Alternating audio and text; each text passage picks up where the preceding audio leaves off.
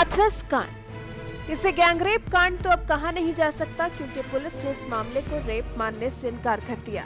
मारपीट की बात तो स्वीकारी है, लेकिन पुलिस ने लड़की के साथ सामूहिक दुष्कर्म से इनकार किया है। और उसके बाद भी अभी इस किस्से के दांव-पेच ऐसे नहीं हैं जो हमें और आपको आसानी से समझ आ जाए, क्योंकि जो हो रहा है वो क्यों हो रहा है या जो पहले हुआ, फिर चाहे वो पीड़िता का शव जबरदस्ती जला देना हो, परिवार के साथ बदतमीजी करना, पहले मीडिया को हाथरस पीड़ितों से मिलने नहीं देना हो, उसके बाद राहुल गांधी और प्रियंका गांधी को भी पीड़ितों से मिलने की इजाजत देना हो।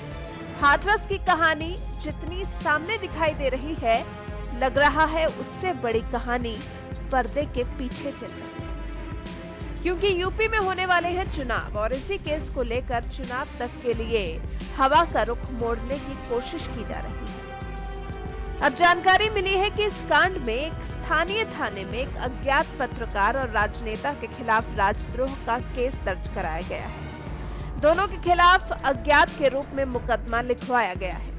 इन सभी लोगों पर लोगों को उकसाने, आपराधिक साजिश रचने और हाथरस कांड पर अफवाह फैलाने की धाराओं में केस दर्ज किए गए हैं। सभी के खिलाफ हाथरस के चंदपा थाने में केस दर्ज किया गया है।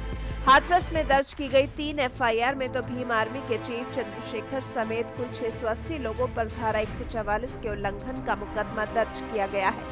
यूपी में दर्ज हुई 19 प्राथमिकी रिपोर्ट्स के बाद ये एफआईआर दर्ज की गई है।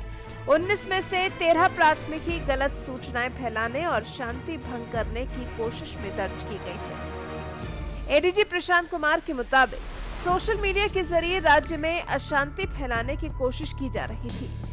सीएम योगी ने कहा कि विदेशों से मंगाए गए पैसों के जरिए यूपी में जाति और धर्म के नाम पर मतभेद फैलाने का प्रयास किया जा रहा था। मामले में सब इंस्पेक्टर अवधेश कुमार ने शिकायत की है और उन्हीं की शिकायत पर केस दर्ज किया गया है। शिकायत में कहा गया है कि असामाजिक तत्व सामाजिक सौहार्द को प्रभावित करने के लिए सरकार के खिलाफ सुनियोजित साजिश रच रहे हैं।